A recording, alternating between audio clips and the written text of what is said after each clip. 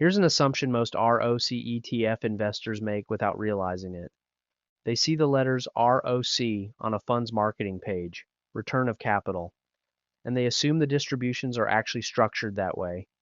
In May 2026, I had a 19A notice come back on one of my core income floor positions that told a very different story. 0% return of capital, 100% net investment income, same month. Two other funds, both brand new, both from JPMorgan, came back 93 to 99% excess of net investment income across their first two distributions. Same category of fund, opposite distribution mechanics, and the difference comes down to one structural choice most investors never look at. That's what this video is about. I'm building a 5-fund income floor in public. Every position, every distribution, every monthly update, documented here. I bought more GRNI in May. I'm not selling it. The underlying equity exposure, the granny shots methodology, the NAV stability, the distribution history, that thesis still holds. But the May 19A notice was a reminder that the label ROC fund is not the same as the mechanics that actually produce return of capital. GRNI's May distribution came back fully classified as net investment income, not return of capital. The covered call premium it collects goes out as NII, taxable in the year you receive it. That distinction matters enormously if you're building toward a drip and inherit strategy, because return of capital defers the tax. Net investment income does not. So when I pulled the 19A notices for ROCY and ROCQ, two funds that launched in March 2026, and saw excess of net investment income ranging from 93 to 99% across their first two distributions, I needed to understand why the number was so different from GRNI.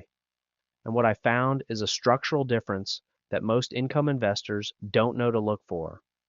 In high-intensity training, there's a concept called time under tension. It's not just about the weight. It's about the quality of the stress being applied, and whether that stress is producing the specific adaptation you want. Two lifters can do the exact same movement, same weight, same reps, but one is using momentum, the other is controlling the eccentric. The external result looks identical. The internal stimulus is completely different. The same trap exists in income ETFs. Two funds can market themselves as ROC vehicles, same category, similar yield on paper. But the internal mechanics, what the fund is actually doing to generate those distributions, can be structurally opposite. Understanding that difference is not advanced, it's foundational. And once you see it, you can't unsee it. GRNI uses a covered call strategy.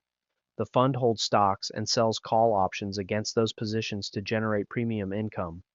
That premium is collected as investment income.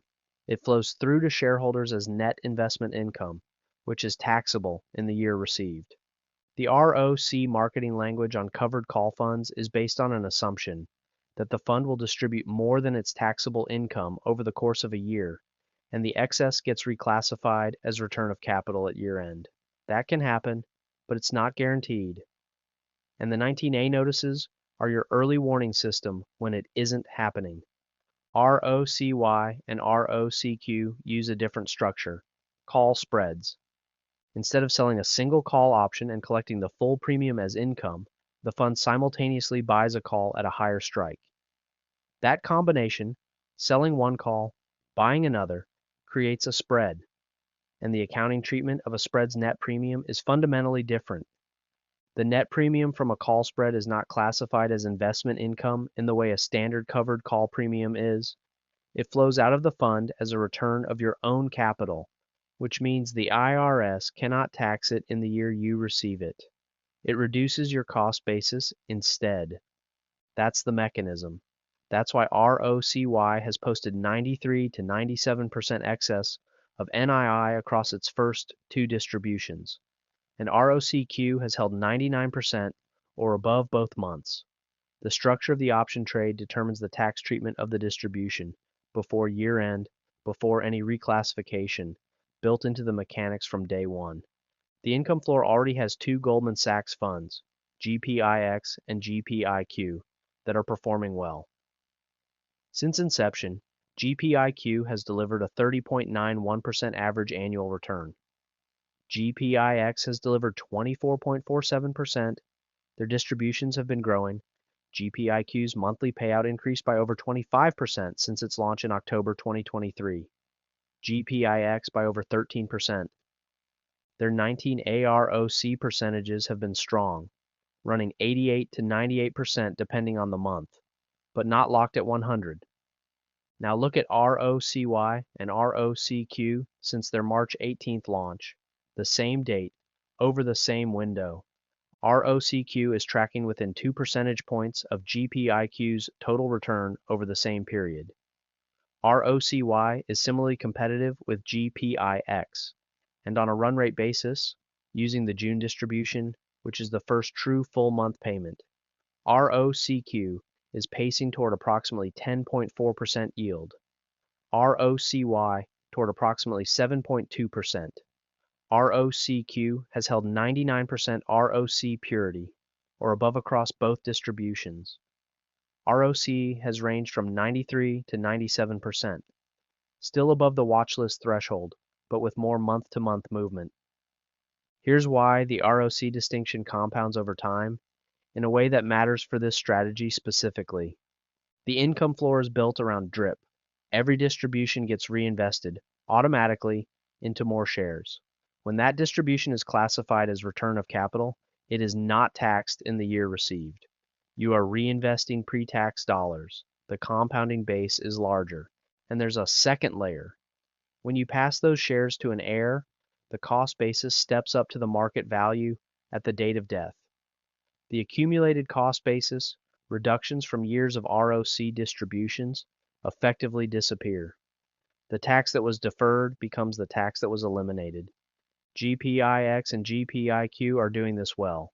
The question ROCY and ROCQ are raising is whether they can do it with higher purity and a comparable performance profile.